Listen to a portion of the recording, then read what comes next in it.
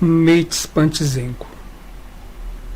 Então, em um lapso de talvez otimismo, com os criminosos no caso do roubo do INSS,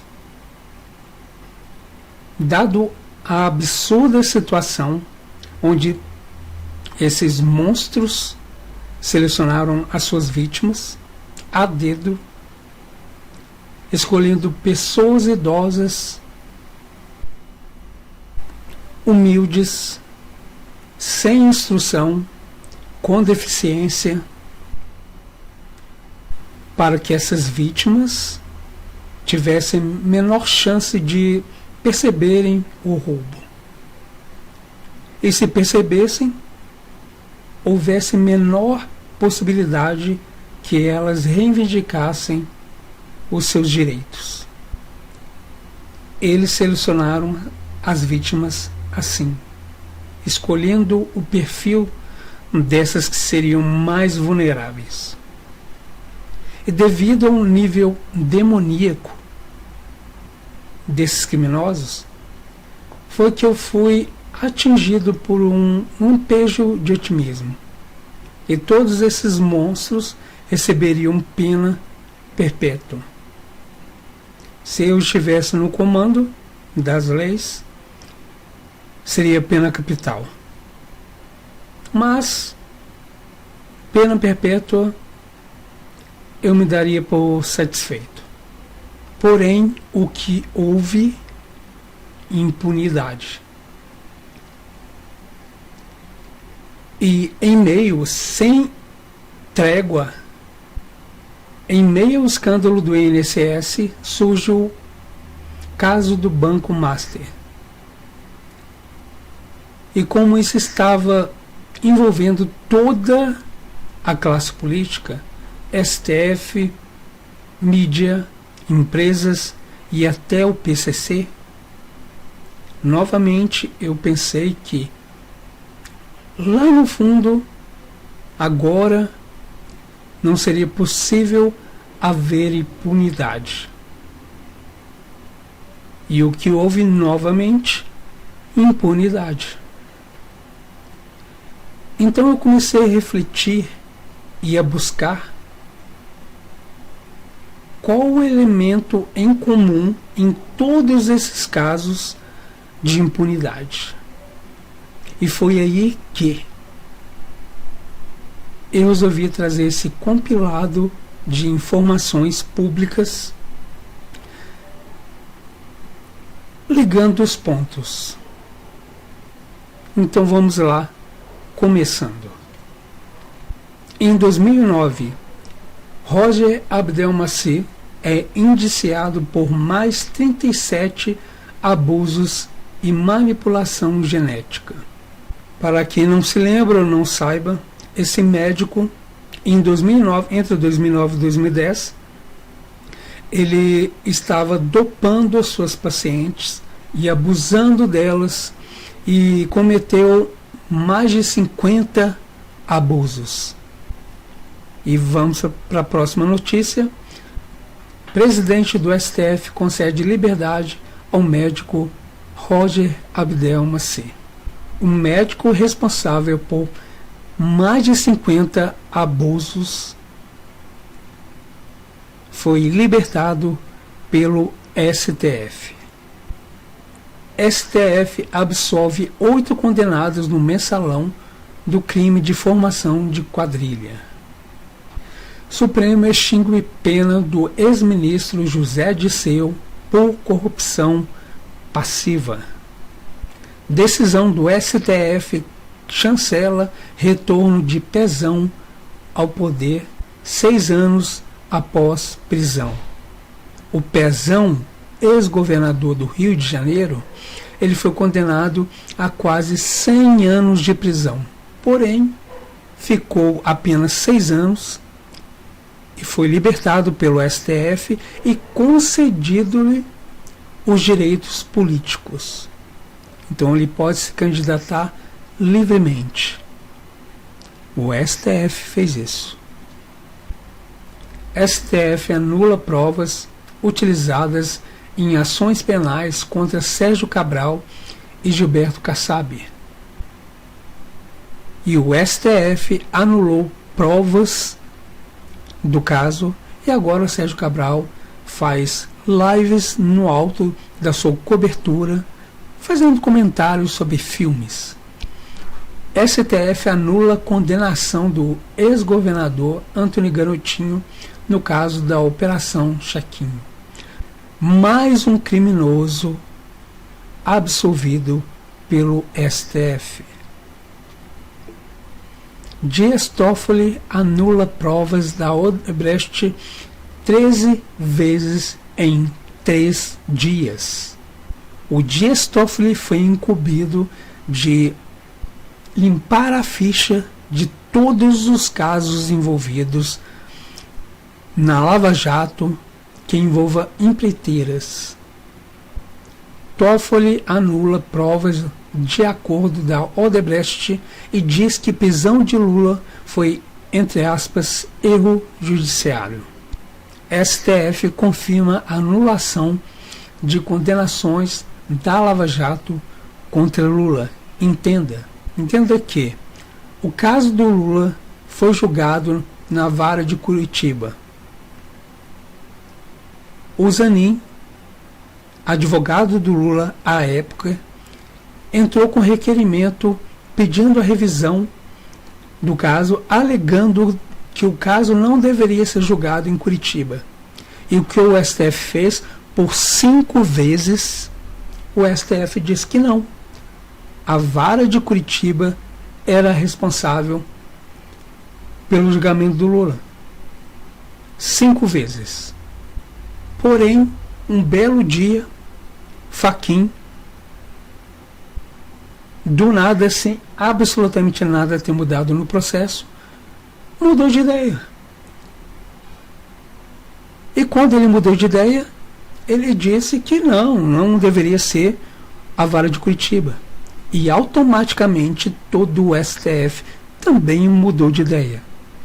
Mas é claro que isso foi uma grande coincidência. E não uma manobra política para poder libertar o Lula. Porque ele tinha acabado de completar 70 anos. E com 70 anos, para poder julgar o caso de novo, a prescrição cai. E foi assim que o caso do Lula não pôde ser julgado novamente em outra vara, porque atingiu a prescrição.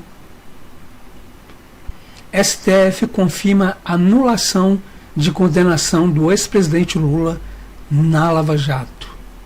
Mas claro, isso não foi tudo arquitetado. Foi apenas uma grande coincidência, como tudo no Brasil. Mendonça, do STF, diz que restrição de saidinha aprovada no Congresso não vale para quem já cumpriu a pena. Mendonça. STF anula todas as provas obtidas em sistema da Odebrecht em todas as esferas e para todas as ações. A Odebrecht do Marcelo Odebrecht, que confessou todos os crimes. Ele confessou, devolveu dinheiro roubado, devolveu dinheiro, assumiu a culpa e o STF anulou todas as provas. Barroso diz que STF teve atuação controversa no combate à corrupção. Não, Barroso, não houve atuação controversa. Houve leniência explícita para com a corrupção. Simples assim. O que o STF faz em relação à corrupção é dar liberdade a grandes corruptos. Isso é óbvio, cristalino. Plenário do STF rejeita a prorrogação da CPMI do INSS. Aí chegamos ao ponto que eu explicitei no começo. A investigação do INSS estava avançando, encontrando provas, levantando novos suspeitos, e para isso precisava ser prorrogado o prazo, porque o prazo foi curto, não deu para pegar toda a teia, todos os envolvidos e levantar todas as provas. E o que o STF fez? O plenário do STF, todos os ministros envolvidos no plenário, eles rejeitaram a prorrogação da CPI do INSS. Mais uma vez, o STF acobertando criminosos.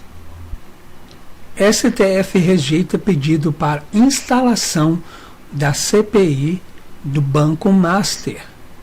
O STF, onde existe claramente no mínimo dois membros do STF envolvidos no caso do Banco Master.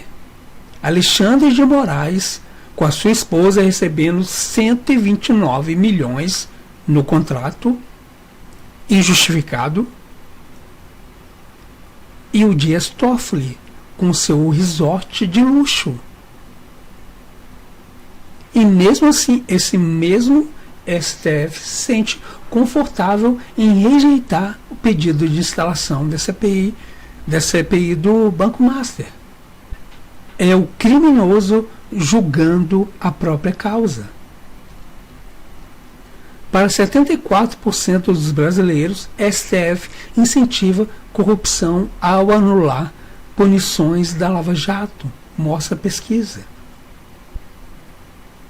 Muito me espanta ser apenas 74%. Os outros 26% ou são completos ignorantes no termo de desconhecimento, ou são completos ignorantes sobre o tema, ou possuem os pré-requisitos para ingressarem no próprio STF, ou seja, defensores de criminosos. STF legalizou a corrupção. Dado aos fatos expostos aqui, não há como discordar do título da matéria. STF decide pelo fim da revista íntima, entre aspas, vexatória em presídios. Tudo o que for feito para poder beneficiar criminosos, o STF está lá, os favorecendo. Ministro do STF manda soltar traficante Elias Maluco. Com o André do Rap, traficante que teve fortuna descoberta pela polícia, foi solto pelo STF. André do Rap solto pelo STF. Paradeiro de chefão do PCC é mistério, porque ele fugiu. Quem poderia imaginar que um chefão do tráfico, preso, solto pelo STF, quem poderia imaginar que depois que ele fosse solto pelo STF, ele iria fugir? STF solta homem com 188 quilos de cocaína, alegando bons antecedentes. Cantor do PCC seguirá solto após nova decisão do STF. STF anula a apreensão de quase 700 quilos de cocaína. Brasil injusto. Solto pelo STF, traficante aterroriza São Gonçalo, no Rio de Janeiro. STF manda soltar acusado de tráfico internacional de drogas. STF manda soltar 11 traficantes internacionais de drogas. STF e STJ criam obstáculos para combate ao tráfico, anulam provas e soltam chefes do crime. 6 traficantes do PCC foram soltos pela justiça brasileira. Entenda a decisão do STJ, que mandou soltar 1.100 traficantes. 1.100 traficantes. STJ solta traficante preso com 832 quilos de cocaína. Abre aspas. Gravidade insuficiente. Se fosse uma tonelada, tudo bem, mas 832 quilos é pouco. STJ e STF concederam quase 10 mil habeas corpus a traficantes. Soltaram quase 10 mil traficantes. Isso em um único ano. Chefe do PCC solto pelo STF, alvo de mega operação, bicheiro de série de TV. Quem são os bandidos mais procurados do país? Soltos pelo STF. STF confirma decisão sobre porte de maconha para uso pessoal, onde os magnânimos do Olimpo definiram da cabeça deles, que é o próprio método científico, que 40 gramas a pessoa pode circular livremente. STF. Ministro do STF proíbe mega operações em favelas do Rio durante a pandemia. Para quem não se lembra, o ministro do STF, Fachin, proibiu a subida da polícia aos morros durante a pandemia. Qual o argumento? Não existe argumento. Ele simplesmente proibiu, alegando que estava em momento de pandemia e não poderia subir o morro para combater o crime. Crime organizado cresce no Rio após decisão do STF sobre Covid. Quem poderia imaginar que a proibição de operações policiais nas favelas iria favorecer o crime organizado? Quem poderia imaginar? E não pensem que isso foi apenas durante a pandemia. Até o ano passado, eu tinha olhado, a decisão estava em vigor. Não era sobre a pandemia. Era um acobertamento ao crime organizado. STF manda soltar 15 integrantes de quadrilha que opera tráfico de drogas em galerias em Campinas.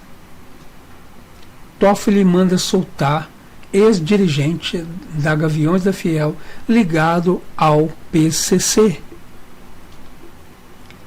Gilmar diz que STF está próximo de discutir a descriminalização geral das drogas. O STF quer liberar todas as drogas. STF dá posse a traficante que passou em concurso ainda preso. O traficante fez concurso e estava preso, e mesmo assim o STF diz que ele tem o direito de assumir o cargo mesmo estando preso. Secretário de Segurança defende cooperativa de van ligada ao PCC. E quem era o secretário? Alexandre de Moraes, quando ele era secretário da Segurança no estado de São Paulo, do governo do Geraldo Alckmin. Alckmin, vice-presidente do Lula. Liguem os pontos. Moraes decide que vender crack por si só não justifica prisão. Eu irei ler novamente porque isso é absurdo demais para absorver de primeira. Moraes decide que vender crack por si só não justifica prisão. Ou seja, se tu és um traficante de crack, está liberado sob a ótica do Alexandre de Moraes. Moraes defere liminar e manda soltar homem preso com 12 pedras de crack em Santa Catarina. Não sei o que dizer. Moraes vota a favor da descriminalização do porte de maconha. O mesmo Alexandre de Moraes, para quem não se lembra, existe um vídeo dele, se não me engano, de 2019 ou 2018, onde ele está no Paraguai com um facão cortando pés de maconha e se portando como um super-herói no combate à maconha. Mas na hora de julgar, ele vota a favor do porte da maconha. O ministro da Justiça, Alexandre de Moraes, causa um novo constrangimento ao governo. Ele teria recebido, na época em que trabalhava como advogado, 4 milhões de reais de uma empresa investigada por lavagem de dinheiro. A Operação Acrônimo é um novo problema sobre a mesa do ministro da Justiça. Segundo o jornal Folha de São Paulo, Alexandre de Moraes, que é chefe da Polícia Federal, aparece em documentos apreendidos há um mês e meio pelos investigadores da PF nos escritórios da empresa JHSF, uma das 24 suspeitas de lavagem de dinheiro num grande esquema de fraudes em financiamentos de campanhas eleitorais. O ex-governador de Minas, Fernando Pimentel, foi denunciado por envolvimento com o caso. De acordo com o jornal, os papéis indicam que o escritório de advocacia do hoje ministro recebeu cerca de 4 milhões de reais da empresa do ramo imobiliário. Por meio de nota, a JHSF confirmou hoje que Moraes foi advogado e consultor jurídico do grupo empresarial. A empresa informa que entregou todos os documentos solicitados às autoridades, mas não confirma o valor do pagamento em honorários. Alega que o processo é sigiloso. Veja, STF solta todo mundo. Novamente não há como discordar. Então, se todos os criminosos estão soltos, vamos olhar para quem está preso. Afinal, que crime eles cometeram? General Braga Neto pede apoio de deputados na busca por recursos para o controle de fronteiras. Mas quem é General Braga Neto? Ele foi responsável por uma grande operação militar de combate ao tráfico. Esse é o General Braga Neto, que lutava contra o tráfico, contra todos esses traficantes que foram soltos pelo STF. 10 desafios do General Braga Neto para tirar o Rio da crise de segurança. Ele lutava ativamente no seu cargo para combater o crime organizado. E onde ele está agora? Supremo condena Braga Neto a 26 anos de prisão pela trama golpista, a trama do algodão doce, que só existe na cabeça do STF. Ministério da Justiça fecha acordo para combater o tráfico de pessoas. E quem estava à frente do Ministério da Justiça? Anderson Torres. E quem é Anderson Torres? Que teve ótimos resultados de apreensão de drogas, do tráfico de drogas. Ministro defende repressão cada vez mais dura ao tráfico de drogas. Quem estava à frente disso? Anderson Torres. E onde ele está agora? STF condena Anderson Torres a 24 anos de prisão por plano de golpe. o mesmo golpe do algodão doce. Polícia Rodoviária Federal, terror do tráfico e orgulho do Brasil. Merece investimentos e aplausos, não a vergonha que está passando. E quem estava à frente da Polícia Federal, à época, em 2022, Silvinei Vasquez. E quem é Silvinei Vasquez? Senhor Silvinei, gostaria que você me dissesse o seu nome completo e também a sua formação acadêmica. Meu nome é Silvinei Vasquez, eu sou graduado em Economia pela Universidade Federal de Santa Catarina, sou graduado em Administração pela Universidade do Estado de Santa Catarina, sou graduado em Direito pela Universidade do Vale do Itajaí de Santa Catarina, sou graduado em Segurança Pública pela Universidade do Sul de Santa Catarina, tenho 7 pós-graduações e especializações, uma na área de Logística, em Segurança Pública, em Direito Criminal, em Estudos superiores, em Transporte e MBA em Gestão Empresarial. Sou mestre em Administração na área de Gestão de Pessoas e concluí todos os créditos de doutorado em Direito na Universidade Católica da Argentina. E na área de formação técnica, eu possuo todos os cursos que a Polícia Rodoviária Federal disponibilizou desde o início da minha carreira, com cursos destacados também nos Estados Unidos, na SWAT, em Los Angeles, em 1999, e também no Departamento de Estado americano, ICE, nos crimes transfronteiriços, no ano 2015 se destacam. Mas eu tenho mais de 20 cursos policiais e recebi na minha carreira mais de 100 encomendas de reconhecimento pelo trabalho que eu fiz nesses 29 anos de serviço público policial e 6 anos no comércio. Eu trabalhei 35 anos da minha vida e trabalho desde os 12 anos de idade com carteira assinada, fui comerciário até os 18 anos, depois entrei para as instituições policiais. O seu mestrado... Comandante da Polícia Rodoviária Federal. Um expoente do combate ao tráfico.